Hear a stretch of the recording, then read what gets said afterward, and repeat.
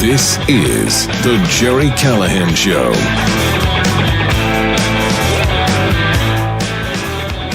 A wild story out of New Haven, Connecticut last night. I don't know if you saw this, but a group of white students, I think they're all from the same fraternity, just thugs. They don't want black kids on their campus. They just don't. They don't like black kids. I don't know. They're just virulent racists, and they wear the garb of their idols, of their heroes in the Klan. Yeah, they wore Klan robes. They occupied the main area on campus. Any black kid who tried to get to class or tried to get to the library, they just stood in their way, and they chanted and they pushed them, and they harassed them. It was out of control. I think it's a big story, but haven't seen a lot of Democrats, haven't seen a lot of politicians at all speaking out against it. Haven't seen the governor send in the National Guard. I didn't even see any cops there. They just chalked it up to free speech, said, they're upset with the war in Sudan, which is being conducted by black people. So they're blaming the black kids on a campus 8,000 miles away. It's just bizarre. And when asked about it, Democrat politicians, senators, governors, mayors, they said, they're exercising their free speech. They're not happy about the war. They think it's genocide going on in Sudan. So they're lashing out and expressing their First Amendment rights. I don't know. It seems like someone should step in there. It doesn't seem right that you'd blame some kid who's just trying to go to class, just wants to go to school, for a war thousands of miles away on the other side. Why is it his fault? But apparently that's the state of our college campuses now. This is the state. This is what they're doing. This is civil disobedience. I disagree with it, but that's what's going on. And I guess we're just going to let it happen. We're just going to let them harass kids just because of their immutable characteristics, just because of the way they were born.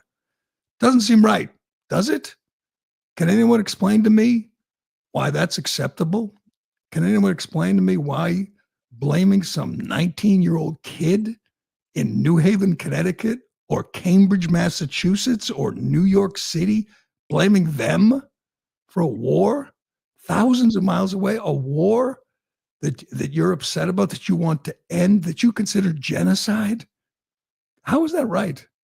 Why are we looking the other way? Why are we accepting it? Why isn't there outrage about this?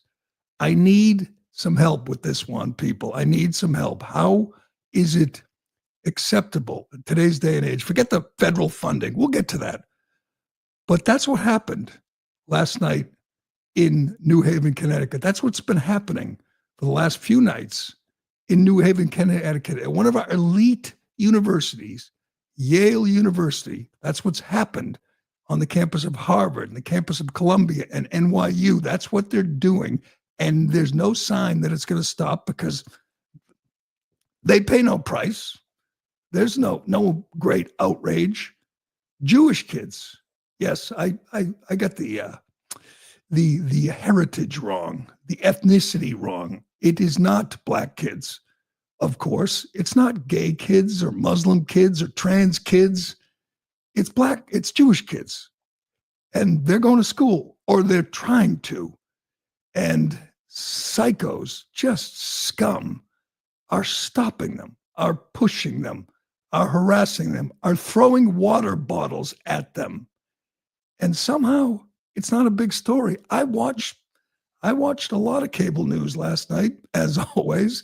I've been online. You can see some reports from some accounts that cover this kind of stuff, but it's not the lead. Hell, the lead is still Democrats trying to rescue one MS-13 gang member from a prison in El Salvador, one El Salvadoran gang member, trying to get him out of El Salvador, bring him back to this country.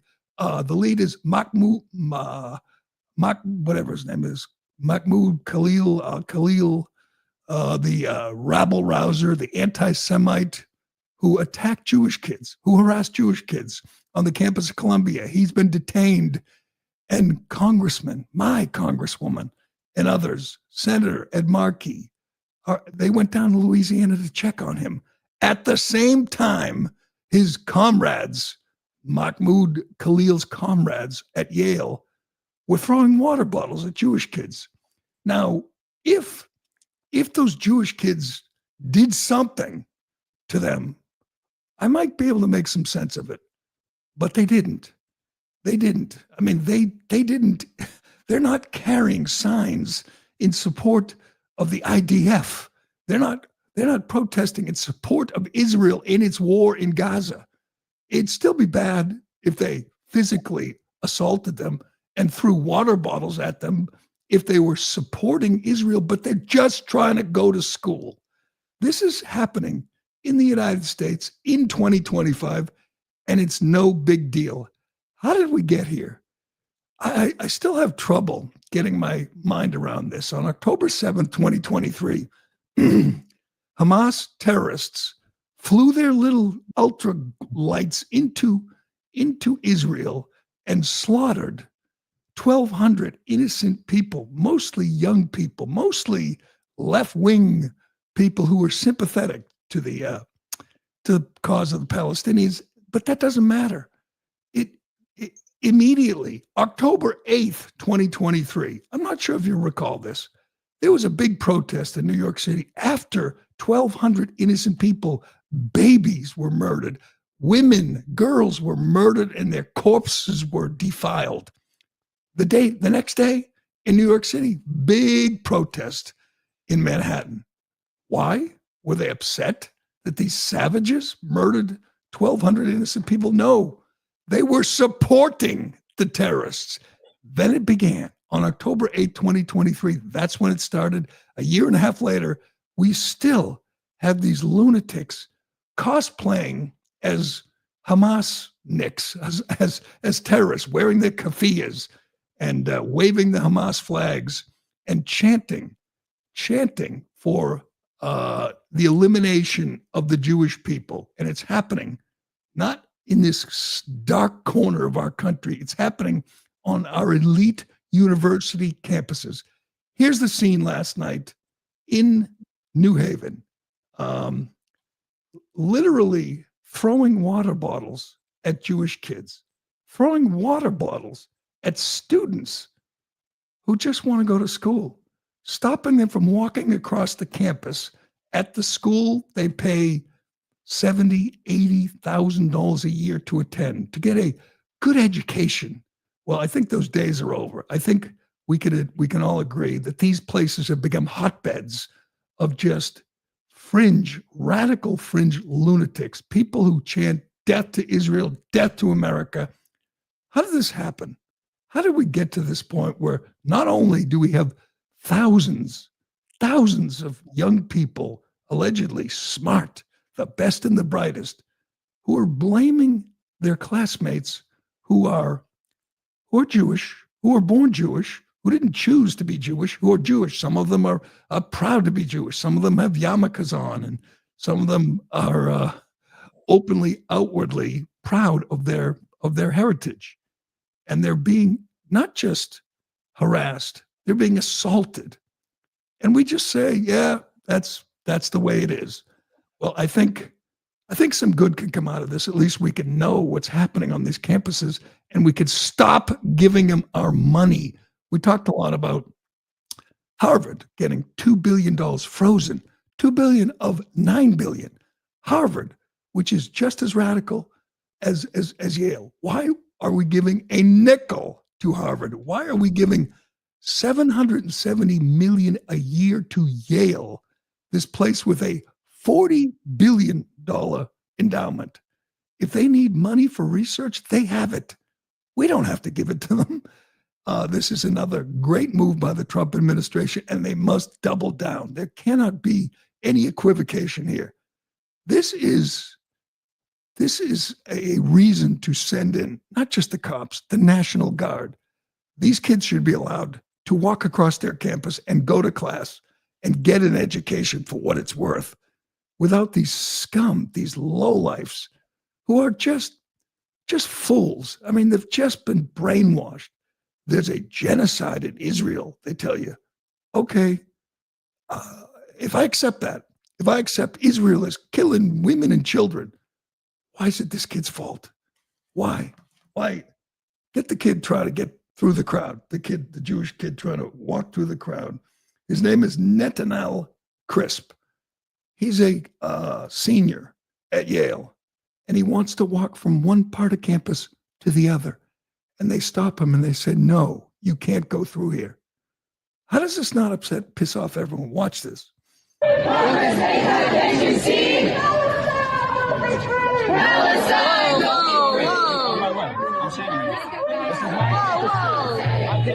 is my space too. I want to walk through my space. This is my space. I pay for this space. This isn't your space. You don't own it. Get out of my way. This is my campus too. I want to What are the parents of those agitators thinking right now, paying money, real money, big money? They were so proud. Their kid got into Yale, and there he is, or she is, with a mask on, a hood on, and a keffiyeh on, harassing a kid who did nothing to them. I got a question for these punks. You're upset about the war. You're upset that innocent people, civilians, are dying in Gaza. Are you upset about every war? I just looked it up. There are dozens of wars going on right now and hundreds of thousands of innocent people dying. There's a war in Mali, a Boko Haram insurgency in Mali. 464,000 people have died. There's a war in Sudan, in the Sudanese nomadic conflict, ethnic violence in Sudan. 600,000 to 1.1 million have died. There's a war in Ethiopia. 500 to 610,000 people have died. There's genocide going on in other parts of the world. There's war. There's innocent people. There's women, children dying. Do these clowns, do these fools even know that? As is often said, no Jews, no news. They're not upset at that Israel is going too far in Gaza. They're upset because they hate Jews. I mean, what other evidence do you need? Jewish kids who have nothing to do with this war are being blamed. Why is it the fault of some 19-year-old kid, some economics major, some kid wants to get a degree in engineering, and he is made not only to feel unwelcome on his campus, he's literally physically assaulted. He has to duck because they're throwing water bottles at him. Where's the governor? Where's Chris Murphy? Where's Senator Chris Murphy? Oh, is he in El Salvador or Louisiana visiting? Is he with the rest visiting terrorists and demanding due process? Why is every decent American not upset by this? What they're doing to these allegedly smart young people, they're brainwashing them to the point where they're not blaming, Benjamin Netanyahu and Israel. They're blaming kids who want to go to school. It's just remarkable. Show that video again of throwing the water bottles. There's a lot. There's been campus protests to me, for years, for forever on college, upset about whatever, nuclear war, abortion, you name it, racism. So there's always some reason, underlying reason, some sense to it. Some sense, anti-war. That's where the ground zero for anti-war protests. This isn't an anti-war protest. It's an anti-Israel, anti-Semitic protest. And they're blaming kids, teenagers, Americans. And none of these people care that Hamas is holding Americans, at least one who's alive, Eden Alexander. They don't care. The war could end today. I'll tell you, You want to make the claim that the war is unfair and unjust and everything else? Fine. It could end today if Hamas released the hostages. That's all. The destruction, the death could end if they just released the hostages live and dead. But they won't. And none of these clowns in their keffiyehs, none of these pampered pukes who are so concerned with the carnage in Gaza will say it. Hamas, release the hostages, and then we'll talk. Then we'll talk. But again, I will never understand why everyone's not upset about this. These kids did nothing. These kids, hey, George Wallace wouldn't let black kids into class in Alabama. What happened? They sent in the National Guard. It was an outrage. It was, I assume, a national outrage. They're trying to stop Jewish kids from getting to class today in 2025. What's the difference? Why is the National Guard? Why aren't the cops zip tying every one of these a-holes? Why? What's the difference? If these kids were black, if they were gay, if they were Muslim, if they were anything other than Jewish, they would be dealt with in an instant. Everyone would agree. It's wrong. It's unfair. It's unjust.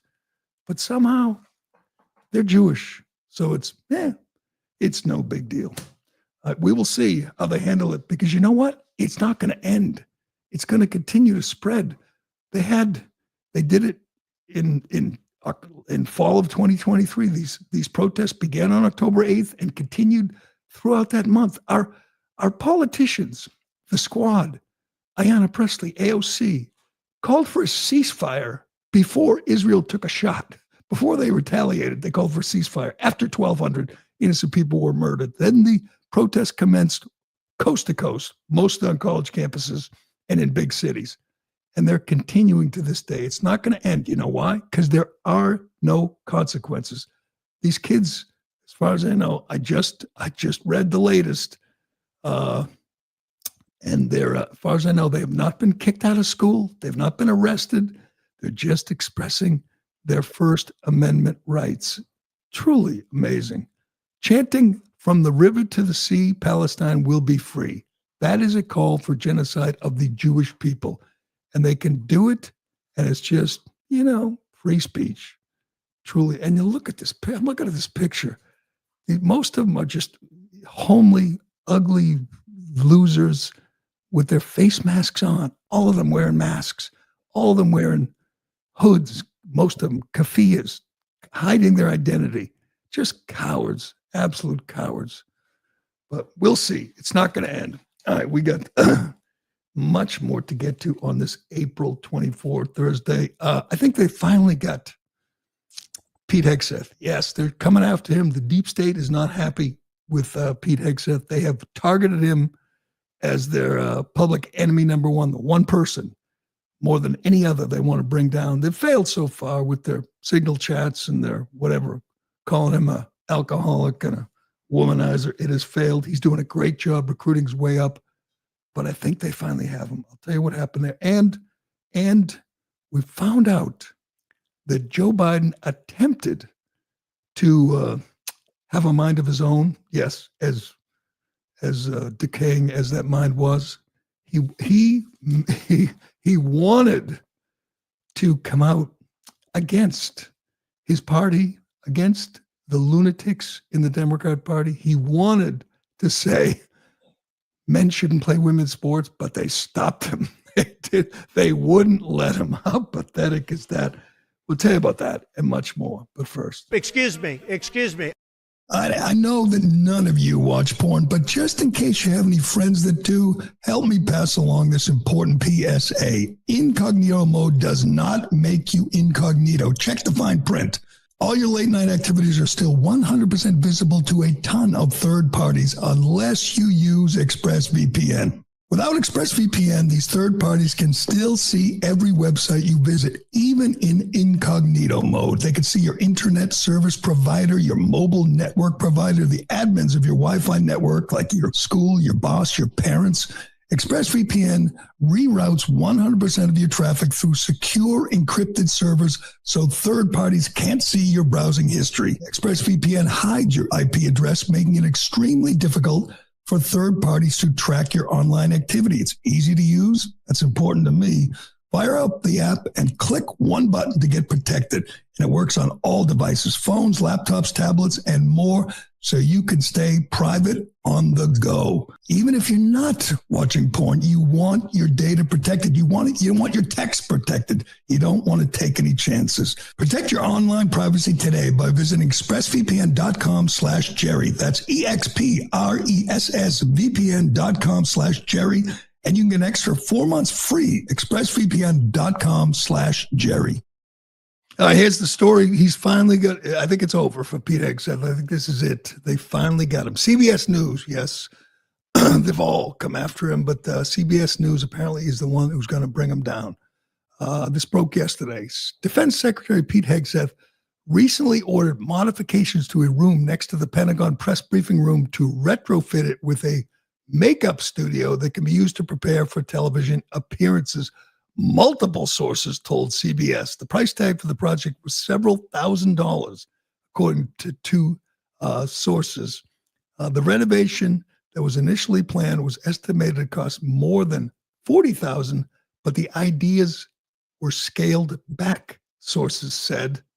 And Hegseth had a great response to this. Totally fake story, no orders, no makeup.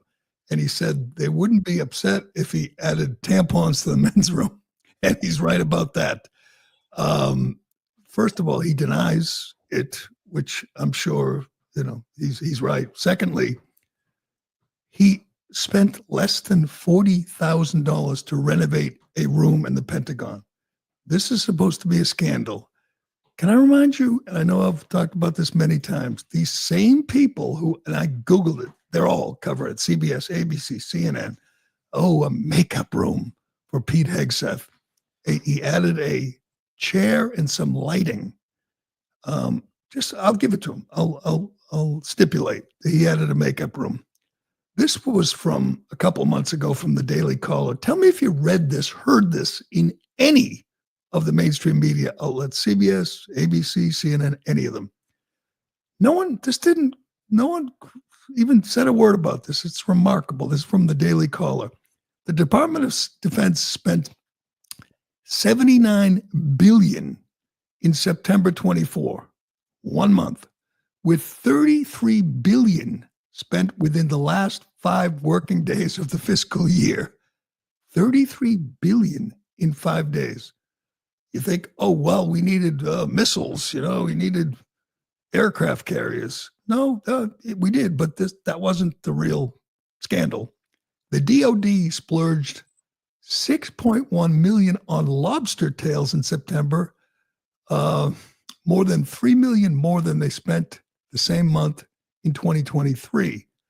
Other luxury food purchases included $16.6 million on ribeye steak and $6.4 million on salmon. The department, my favorite part, don't forget, Lloyd Austin was in Pete Hegseth's role. He was the Secretary of Defense. An obese, inept, just disgrace. The department also ordered ice cream 79 times for $113,000 and spent $117,000 on fresh donuts, the report says. Did any of these fake news outlets say a word about this? I know I've mentioned it 100 times, but $6.1 million on lobster tails. And they are leading the news, or at least their websites, with Pete Hegseth spending, $20,000 to renovate a room. $6 million on lobster tails. They're going to keep coming. And I hope Trump sticks to his guns. I hope he stands by Hegseth, because this is a obvious hit job. They're trying to take out Hegseth the way they took out Mike Flynn. Now that we mentioned all the fake news outlets, let's get to the real journalist. This was an amazing report. I don't know how he does it. James O'Keefe used to be with Project Veritas. Now he does his own thing at OMG, O'Keefe Media Group. As you know, he goes undercover. and he sets up people, and he does it through dating sites. Sometimes they're on Grindr. Sometimes they're on Tinder. I don't know how he does it, but he just keeps doing it. Here's his latest. It is amazing. O'Keefe sets up a guy named Nicholas Terza. He's a branch chief. That's his title at the Department of Defense. He is, as far as we know, at this moment, still employed at the Department of Defense. But one of O'Keefe's people, a girl, a woman, who puts on a great performance, sounds kind of ditzy, just kind of makes this guy excited, and gets him talking as they're having their little Tinder date. He works in the Pentagon. He's been there for years, and he tells you about how some people in the Pentagon, let's be honest, Pentagon is the biggest single organization in the world, something like 2-point-something million people, many of whom want to stop the Trump agenda. They want to stop Hegseth. They want him out. And I don't think you're going to get a better example than Nicholas Terza. It's a 4-minute video. It's amazing. This is journalism. If you don't know what journalism is, because you've been just so brainwashed by CBS and CNN and NBC, who don't do journalism, who do propaganda on behalf of the Democrat Party, this is a guy actually breaking a story and exposing the anti-Trump, anti-Hegseth forces inside the DOD. Let's watch a little bit. The same guy who tried to overthrow an election is just like truly setting us down a path of dictatorship. He's illegitimate. He's purely immoral, breaking every norm. We're gonna resist him. Everything he does.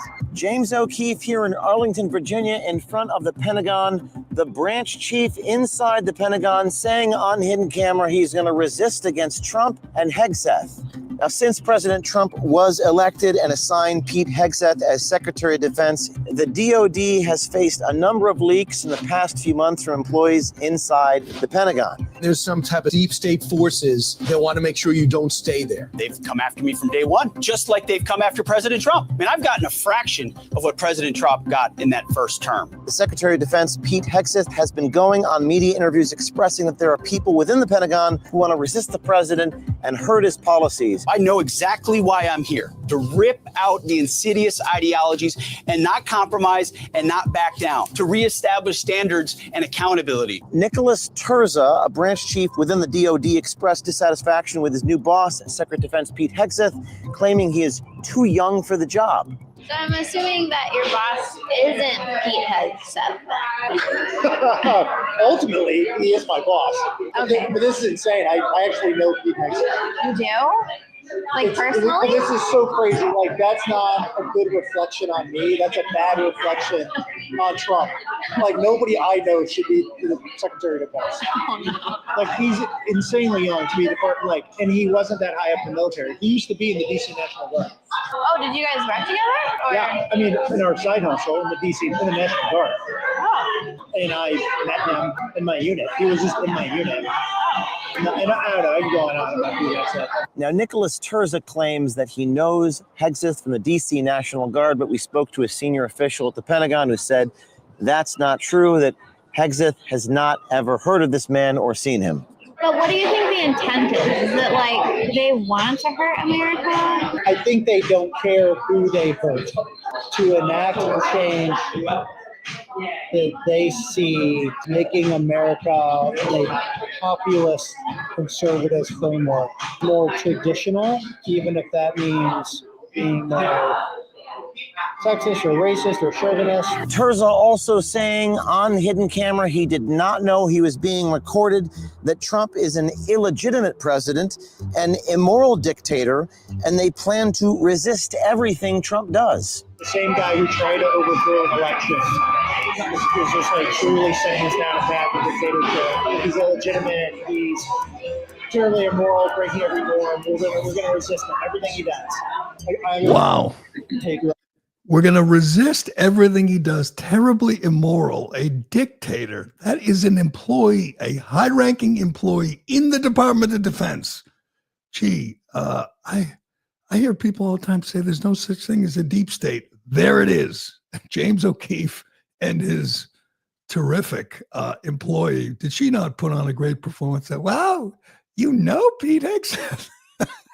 And by the way, this is just amazing work. She has a camera, obviously, in her pocketbook, in her hat. I don't know where her camera is, but there's another camera at the next table. So they set him up good. They just ruined this man. Check for me, Ironhead. See if Nicholas Terza has been fired yet. I mean, Hegseth and Trump got some grief for marching a few high-level DOD employees out the door the other day who were suspected of leaking. This is the kind of person who's in the building, who's in the Pentagon. And he's not the only one saying they will resist everything with all they will resist the Trump Hegseth agenda. And he's branch chief in the Department of Defense. And I know O'Keefe will confront him any day now because that's what he does. He'll show him the video, say, we got you. And he'll say he was lying. He just trying to impress a girl. But I think that's about the most honest interview you're going to get. You're not going to get no firing yet. Has he been fired yet? Not yet, but he's deleting his social medias. Oh, that's right. That's how it works. Delete the social media. And he's one of thousands. I mean, we're talking about 2 million people. Thousands, if not hundreds of thousands of people who are going full Peter Strzok here, full Lisa Page, saying, we will stop him from within at every turn. That's what we're up against. That's what Trump is up against. Cleaning out the swamp, draining the swamp sounds great. It is so onerous. It is so difficult to find all these subversives in your ranks. I guess you start with him and maybe you get him to name some names of others who are trying to do exactly what he's doing. Stop the Trump agenda. Stop the dictator. I can't believe he actually said he's working for a guy who tried to overthrow the government. That's the kind of person who's not, he sounds like he should be on, Rachel Maddow's show, and yet he's working in the Department of Defense. I'm going to guess Nicholas Terza had some of that lobster in September. I'm going to guess he had some of those ribeyes that we spent $16 million on, and he loved Lloyd Austin, just a guess. And he probably loves the idea of going to war, staying at war, always being at war, because it's good for business and it's coming to an end. Good for James O'Keefe. I don't know how he does it, man. I really don't. I'm not really familiar with the whole online dating scene, but does he just get on Tinder or Grindr and look for, Department of Defense employees? That doesn't get any coverage either. I didn't see it anywhere other than O'Keefe's Twitter feed. And then I went and watched it and read about it and said, why is this not, again, leading the news? The story about Hegseth and him shaking things up at the Pentagon and Trump's agenda of draining the swamp, there it is. There's the embodiment of the swamp, of the deep state. We saw it on video and no one's talking about it. It's amazing, amazing. No one's talking about this either, but that's okay. I'm almost to the point. I think most of us are almost to the point where we're done with Joe Biden. We still need some answers about the cover-up. That's still one of the great political scandals of in history. The fact that we had a corpse as president for 4 years who was not in control of his faculties. We still don't know who's running the country. But we do ask, what happened to the Democrat Party? And can it recover? It has reached the depths. It really has. The approval rating was at 21%. Democrat leadership has an approval rating of 25%. They're bailing. The rats are jumping off the ship. Dick Durbin announced that he's not running for re-election, which is amazing because he's a young 80 in the Democrat Party now in Congress. That's young. Oh, he's only 80. And he's stepping down. Another one bailing because they're out of power and they're irrelevant. But the New York Times had a story earlier this week, 10,000 words about San Jose State volleyball player Blair Fleming. He's the guy who dresses like a girl and kicks ass in volleyball, and teams didn't want to play him. and made the team, really, really good because he's a man.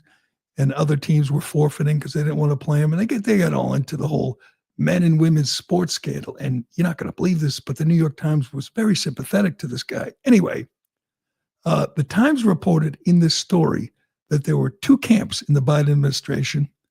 One that saw the Title IX debate about transgender athletes in sports as no different from the question of whether transgenders should be allowed to use bathrooms that align with their gender. The other faction, according to Biden administration officials, thought the sports debate was different. Quote, there were administration officials who believed that the competitive zero-sum nature of sports made them different from bathrooms, that some transgender athletes would enjoy unfair advantages over women. Most important, one of the officials holding this view was Biden himself. The president was particularly focused on the competition issue, said one former Biden administration official. Outkick writes that they reached out to Biden's agent for comment, but he didn't receive a response. Biden raised concerns about males competing in women's sports, but never said a word publicly. He was overruled. By whom?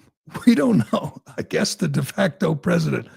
But even Joe Biden, in that decaying, decomposing cognitive state that he was in, said, this isn't fair. This is a guy. He's kicking ass. And he was told to stand down. By whom? We still don't know. It's a good question. Even he knew how insane it was for the Democrats to stick their flag in this hill and say, we're going to fight for men in women's sports. Of course, he went before the cameras and said, to our transgender kids, we have your back. We love you. We see you.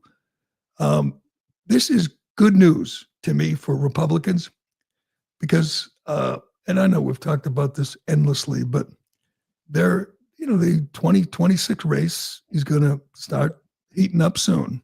Hell, it already is. And Democrats think they're looking for a person, a leader, a face to lead this comeback. God knows we see a lot of the lunatics. We see Jasmine Crockett and Tim Walz and AOC and Ayanna Pressley. We see these people that could never win a national election. Most of them couldn't win a statewide election. But it's not the people. It's the message. It's the platform. They're going to stick to their guns on this, at least for another year and a half. They're going to tell you men should be allowed in women's locker rooms. Men should be allowed in women's spaces. And we see how the public has spoken. 85% are against this, and they aren't going to adjust. They're going to stick to their guns, and it will be like it was in the presidential election. It'll be an issue in every election, and you'd have to be in San Francisco or Boston to think it's a winning message. So stick to it. Again, this was the president, allegedly, who thought he should come out against this and was told no by somebody. Maybe Jill, maybe, I don't know, Barack, who knows? But it's interesting and it's revealing. And I don't think it's going to change. I don't think they can turn back now. They're heading down that road to crazy town, and it's not going to help. Let's do Jasmine, since our daily installment of the leader, the current face of the Democrat Party. And you know what? They got a problem because she is loving her new stardom. She is not just appearing on whatever, CNN, MSNBC. She's doing the nighttime, the comedy, quote unquote, used to be comedy shows. Now they're just an extension of the MSNBC nighttime lineup. This is Jimmy Kimmel, right? Do I have that right? Kimmel, Colbert, Fallon, they're all the same. But she's been crowned, the queen of the Democrat Party. And I'm telling you, the Republicans couldn't love this anymore. Here she is talking about Elon Musk, one of the smartest men in the world, the most accomplished man in the world, great innovator, great entrepreneur, just a great man, a great American. But Jasmine says, by the way, she says she's smarter than him. Kimmel said, would you take an IQ test against him? Like, I thought about this. Musk should say he'll do it. I mean, there's no risk. Obviously, he's 1,000 times smarter than this moron. But keep in mind, too, that she's cosplaying. She's not from the streets. She's not ghetto. She was a well-spoken, college-educated, boarding school-educated child of privilege who's putting on an act, which makes it even funnier. But she's just out of control. They can't stop her. There's nothing Chuck Schumer, Hakeem Jeffries can do to control her, which is great. But here she is with Kimmel, I believe. The level of incompetence is almost like incomprehensible. It is so bad. And when you bring up the idiot known as Elon Musk,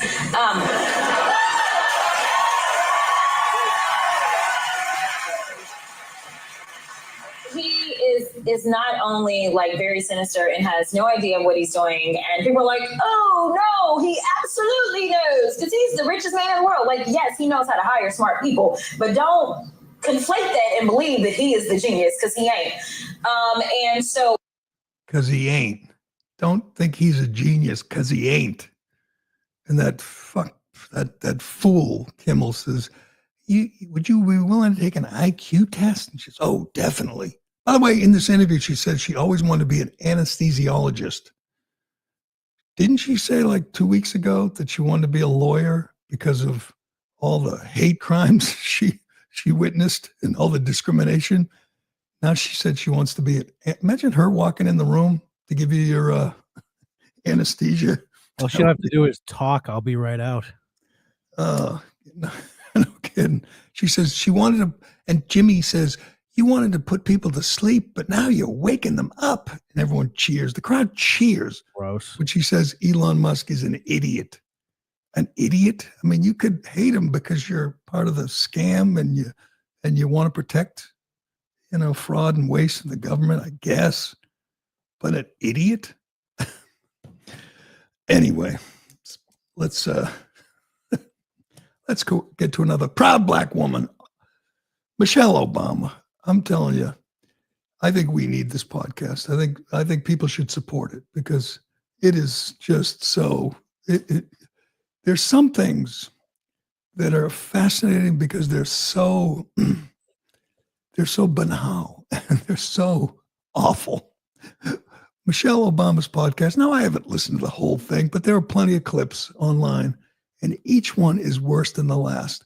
It is amazing that a person who has accomplished nothing in her life except marrying Barack Obama, for what that's worth, she's angry, she's bitter, and she says that black women aren't allowed to complain. They're not allowed to talk about their pain in a podcast where all she does is talk about her pain in a podcast for which she got, I don't know, millions of dollars probably. And she probably has a staff of like 100 people to put this together. And it is so remarkably dull and banal and boring. It's almost fascinating listening to her complain. And you know what? She's worth, I don't know, hundreds of millions of dollars. She's got 4 mansions, oceanfront mansions. She probably hasn't flown commercial in 10 years or more. She's got servants and butlers and assistants, and she's still miserable. That's the best part. For whatever reason, I don't know, maybe she thinks she should be worshipped even more. Maybe she's, jealous of Melania Trump, who's a beautiful woman and seems pretty content. But this woman is not content. This woman is unhappy. Let's listen. We don't articulate as Black women our pain because it's almost like nobody ever gave us permission to do that. And does anyone care? Yeah, there's Will that. they care? There's If that we part. knew, I think we would care.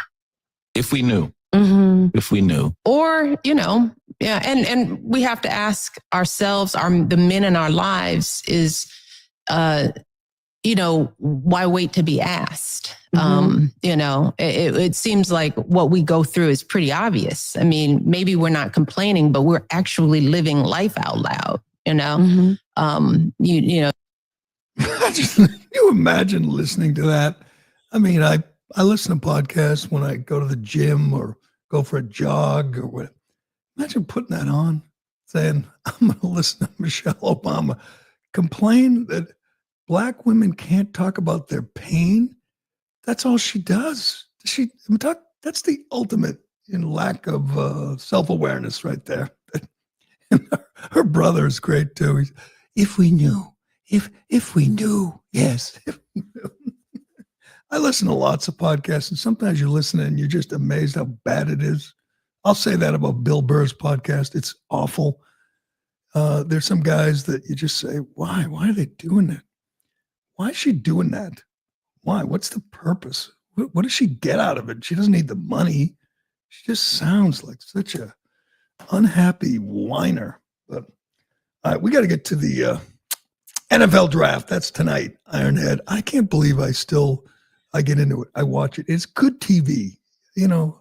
20, 30 years ago, we used to say, yeah, the NFL draft's on. Yeah, whatever. And people made fun of Mel Kiper. Now they listen to everything he says. He has carved out perhaps the greatest niche in sports media, Mel Kiper, or any of the draftniks, because people just live and die with mock drafts, and there'll be a huge crowd in Green Bay. They'll be screaming. It is bigger than any NBA game at least till the finals. It's bigger than any baseball game, that's for certain. There are a few sporting events that are bigger than the NFL draft, even though, it's just one guy essentially, in the first round your team gets, if you're lucky, and it's just after that, it's, not that big a deal. But it'll be 3 hours tonight? And I'll watch. I'll watch. Here's what I'm watching for, Ironhead. I am watching to see if Shedeur Sanders slips. That will be great TV. Shedeur Sanders, Colorado quarterback, Deion's son. He's gonna go tonight. He's gonna go round one. But Deion thinks he should go number one, of course. And teams are concerned because he's a good quarterback. He'll be a good NFL quarterback, but there'll be pressure to play him right away, pressure to surround him with everything he needs. He is different than other players because he's Deion's kid. And he goes anywhere from, I don't know, Pro Football Focus has him going, I think, where's he going, 2 or 3? But most places have him going to the Giants or maybe the Steelers, going 10 or 12 or 15.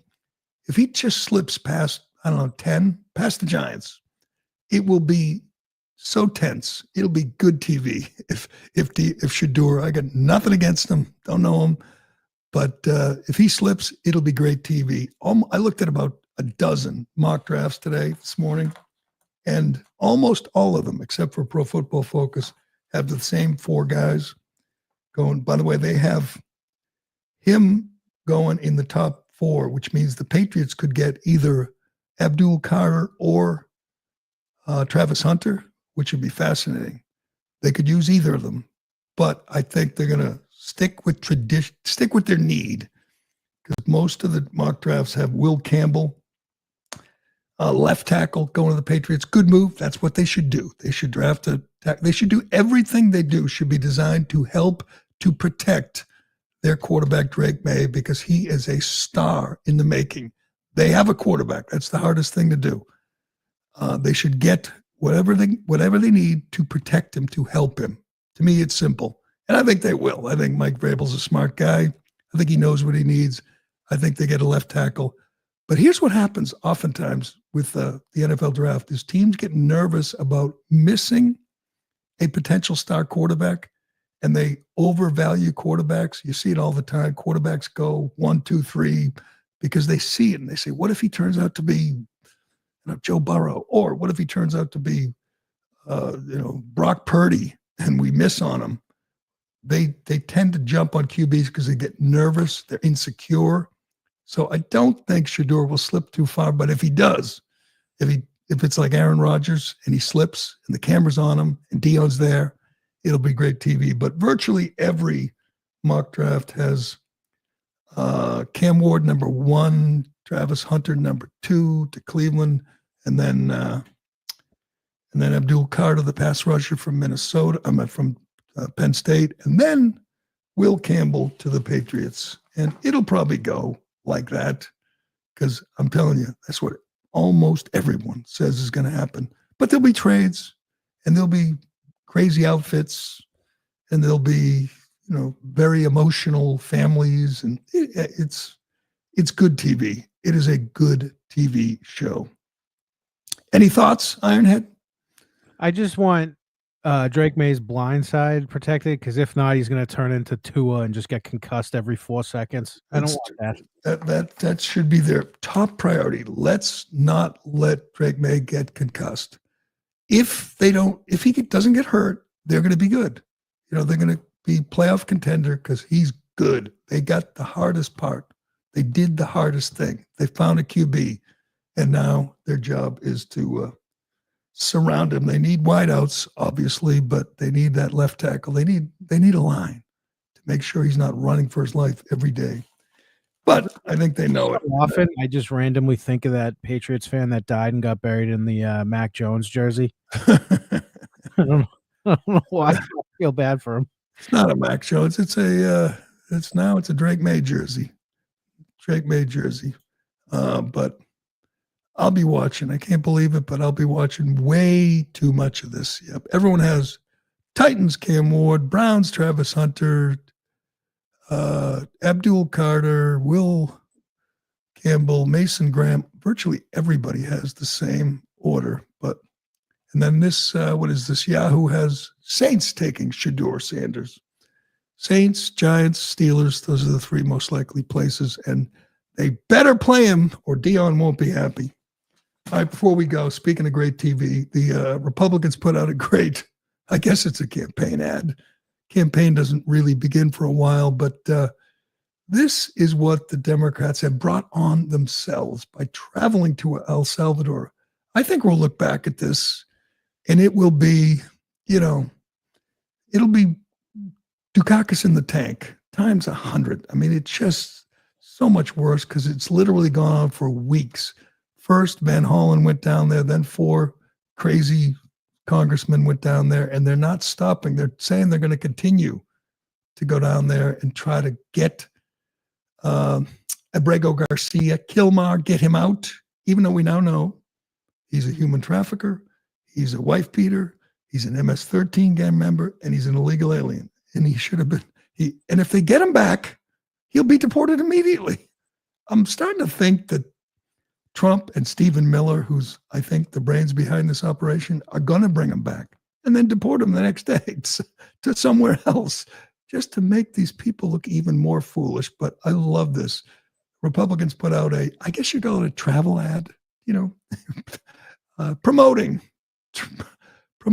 tourism to El Salvador by Democrats who are really concerned about this MS-13 gang member and really want to get him out of that El Salvadoran prison. By the way, he was taken out of CCOT. He's in like a dorm now. He has his own room with a TV. They've already helped the poor fella out, but he's never ever going to live here again. That's clear. They will never let him live in. The poor Maryland father will never live in Maryland again, but they don't care. They're not going to stop. Check this out. Welcome to El Salvador, home to breathtaking sunsets, world-class surf breaks, and gangbanger Kilmer Abrego Garcia. El Salvador is the destination for Democrats seeking the thrill of bringing violent criminal illegal aliens back to America. Come witness Trump derangement syndrome in its purest form. From Chris Van Hollen to Cory Booker, you may even see John Ossoff. So what are you waiting for, Senate Democrats? Join your colleagues and step into the rhythm of rescue today. That is excellent. Keep it up. That's going to be, it was so bad for Democrats that this will still be an issue in a year and a half. It will be an issue in the midterms, and I can't wait. But all right, that will do it for today, this Wednesday. Oh, stock market's up again. It's up 250. Not going to get too excited. We'll see how it goes. But that'll do it for today. Thanks for watching. Thanks for listening. I'm Gerry Callahan. This is The Callahan Show, and we will do it again tomorrow. Thank you. Thank you. Thank you. Thank you. Thank you. Oh, my God. Is she crazy? Thank you. Thank you Wow. all. Thank you so very much. Thank you, everyone. Thank you, everyone. Thank you. Oh, too many thank yous.